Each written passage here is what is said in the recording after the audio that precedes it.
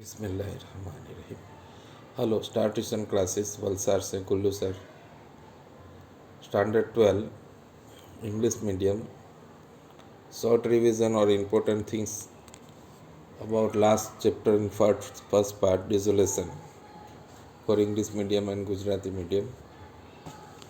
Standard 12 की जो first part का लास्ट चैप्टर है डिसोलेशन विसर्जन, एना विषे हूँ તમને આ વિડીયો બનાવું છું। એમાં શું મહત્ત્વનું છે તે ડિસોલ્યુશન ઓફ ફર્મ વિસર્જન ભાગીદારી પેઢીનું 7મું ચેપ્ટર। એમાં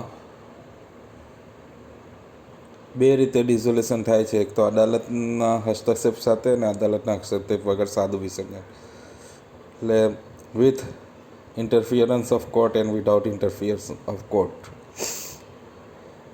ને રિયલાઇઝેશન એકાઉન્ટને બીજો ડિસ્પોઝલ એકાઉન્ટના નામથી પણ ઓળખાય છે। માલ મિલકત નિકાલ ખાતાને બીજું નામ છે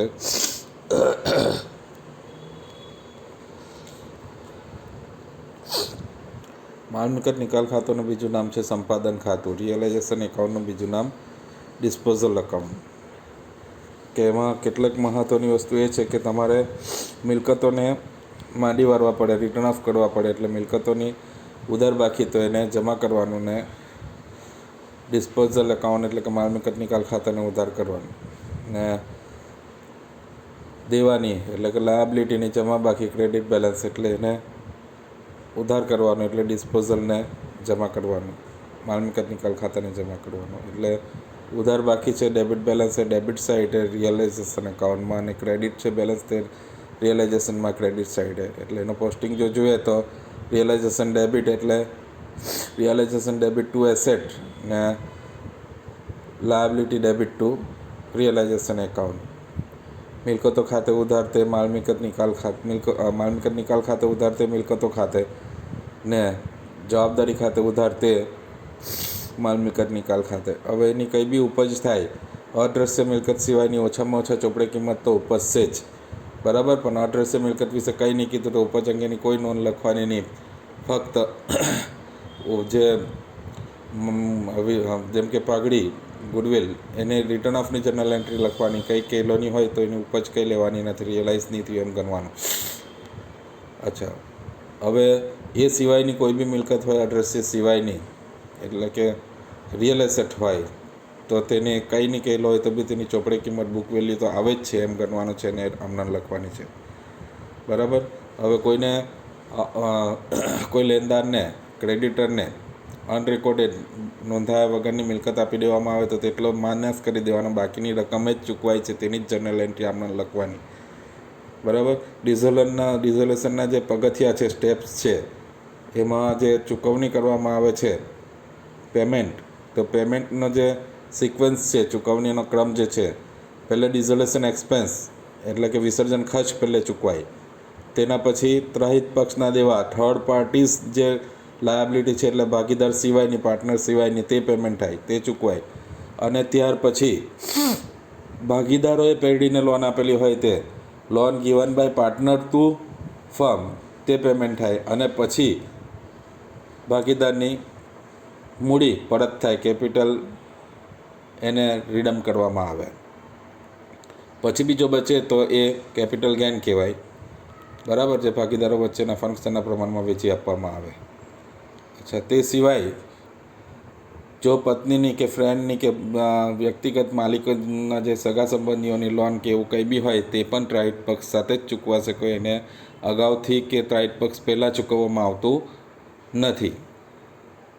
આ તમારો દાખલો નંબર જે 6 છે, 6 સમ નંબર, એમાં ઓપનિંગ સરવૈયું બનાવવાનો છે, ઓપનિંગ શરૂઆતનું સરવૈયું, એમાં કુલ મિલકતો આપી છે, બરાબર, અને ચોખ્ખી મિલકત આપી છે, તો ચોખ્ખી મિલકત બાદ કરશો એટલે દેવા મળી જશે, અને મિલકતોમાં પછી બચ્યું તે મૂડી અને જવાબદારી રહેશે, અને મૂડી અને જવાબદારીનું પ્રમાણ આપેલું છે તેમાંથી તમને જવાબદારી મળી જશે, અને મૂડી એની મૂડી આના કરતાં 30,000 વધારે છે કે એવું જે કંઈ બી છે તેના પરથી એ અને બીની મૂડી મળી જશે, એટલે આ દાખલો જોઈ લેવો।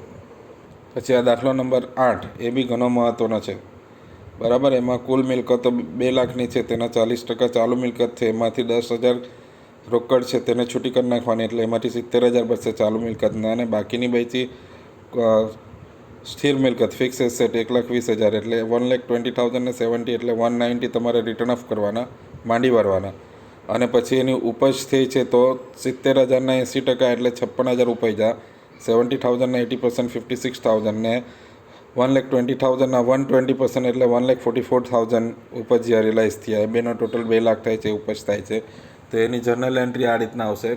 આમનો માલ મિલકત નિકાલ ખાતે ઉધાર, રિયલાઇઝેશન ખાતે ઉધાર to fix asset to current asset, તે સ્થિર મિલકત તે ચાલુ મિલકત, અને એની ઉપજ જે રિયલાઇઝ થયા તે cash bank debit to realisation. બરાબર, આ રીતે એની આમનોંધ થશે. અને તે સિવાય આ દાખલાઓમાં પણ ઘણા મેં તમે આઈએમપી પ્રશ્ન કરાવ્યા છે ખાસ કરીને. બરાબર, તે તમારે ધ્યાનથી જોવાના છે. જે બનાવતી વખતે તમને કરાવ્યા જ છે કે આ ખાસ પૂછાય છે. સ્ત્રી ધનવાળું જે છે તે ને ઇન્કમ ટેક્સવાળી જવાબદારીને ચૂકવવાના થાય તે, એ બધું ને દેવાદારને લેણદારની ચૂકવણી જે છે તે એ ખાસ ધ્યાનમાં રાખવાનું છે. જો મિલકતોને માલ મિલકત નિકાલ ખાતામાં રિયલાઇઝેશન ખાતામાં ડેબિટ સાઇડે માંડી વાળવામાં આવશે ઉધાર બાજુએ, તો એની ઉપજ હશે તો જમા બાજુએ આવશે. બરાબર, કાં તો ભાગીદાર લઈ જશે કાં તો રોકડ આવશે. તે રીતે દેવાઓને જમા બાજુ માંડી વાળવામાં આવે છે અને એની ઉપજ જે છે તે ઉધાર બાજુએ આવશે, જે દેવાની ચૂકવણી કરી હશે તે. બરાબર, એટલે તે પ્રમાણે આમનો ખાસ જોઈ લેવાની તમારે. હવે આ માલ મિલકત નિકાલ ખાતું જે છે તે વિસર્જન વખતે બને, જેને ડિસ્પોઝલ એકાઉન્ટ કહેવાય. સંપાદન ખાતું કે માલ મિલકત નિકાલ ખાતું, રિયલાઇઝેશન એકાઉન્ટ. જ્યારે પુનર્ગઠન વખતે એટલે એડમિશન, રિટાયરમેન્ટ એ બધું પુનર્ગઠન કહેવાય, રિકન્સ્ટ્રક્શન. તેના વખતે આપણે પૂર્ણ મૂલ્યાંકન ખાતું, રિવેલ્યુએશન એકાઉન્ટ બનાવ્યું. એનું બીજું નામ છે profit and loss adjustment account, નફા નુકસાન હવાલા ખાતું એને કહેવામાં આવે છે. એ બીજા નામથી શું ઓળખાય તે બી કહેવાશે. હવે આ જે છે ડિઝોલ્યુશન એટલે વિસર્જન વખતે આપણે આખી મિલકતની કિંમત ને દેવાની કિંમતો માંડી વાળવામાં આવે અને ઉપજો લેવામાં આવે. જ્યારે માલ મિલકત નિકાલ વખતે ખાલી મિલકતમાં વધારો ઘટાડો થયો છે તે કે દેવામાં વધારો ઘટાડો થયો છે તે, એની કિંમતો જ પૂર્ણ મૂલ્યાંકન ખાતામાં વધારા ઘટાની કિંમતો જ લઈ જવામાં આવે છે. બાકીનું જે વહેંચણીનું જે છે તે બેઉમાં સરખું જ છે. બરાબર, વેચી આપવાના છે તે ભાગીદારોને જૂના પ્રમાણમાં જ વેચવાના છે. પરંતુ માંડી વાળવાની વસ્તુ જે છે તે આમાં, જેમ કે દેવું છે તો આમાં માંડી વાળશે માલ મિલકત નિકાલ ખાતામાં. જ્યારે પુનર્ગઠન વખતે આપણા પાસે પાકું શ્રેય હોય છે, વિસર્જન વખતે પાકું શ્રેય હોતું નથી. બરાબર, એટલે બેલેન્સ શીટ ડિઝોલ્યુશન વખતે બેલેન્સ શીટ નહીં હોય આપણા પાસે, તો બેલેન્સ શીટમાં ડિઝોલ્યુશન વખતે નહીં લઈ જવાય. તે માલ મિલકત નિકાલ ખાતામાં એટલે રિયલાઇઝેશન એકાઉન્ટમાં આપણે બધી લાયબિલિટી, જવાબદારીઓ માંડી વાળવી પડે, રિટર્ન ઓફ કરવી પડે. જ્યારે પૂર્ણ મૂલ્યાંકન એટલે કે પુનર્ગઠન વખતે એટલે કે રિકન્સ્ટ્રક્શન વખતે, એડમિશન કે રિટાયરમાં આપણા પાસે બેલેન્સ શીટ હોય છે પાકું શ્રેયું, એટલે જે વેચી નહીં શકાય ભાગીદારોને તે પાકા શ્રેયમાં લખી દેવામાં આવે છે, જેમ કે પ્રોવિડન્ટ ફંડ. બરાબર, એ રીતની જે જવાબદારી છે જે વેચી નહીં શકાય તેવી. ઓકે, ચેપ્ટરમાં તે છતાં બી કોઈ કંઈ પૂછવું હોય મેસેજથી પૂછી શકો છો, અને બીજું બી જાણવું હોય તો તે વિશે તમે લખી શકો છો, તો એનો વિડીયો બનાવીને મૂકીશ. પેપર જો હોય અત્યારે તો તમારો કાલના માટે બેસ્ટ ઓફ લક. સારી રીતે લખજો. આ વિડીયોને સબસ્ક્રાઈબ કરો, વ્યૂ કરો, સબસ્ક્રાઈબ કરો, બીજાને મોકલો, શેર કરો, સબસ્ક્રાઈબ જરૂર કરો. Thank you. Best of luck.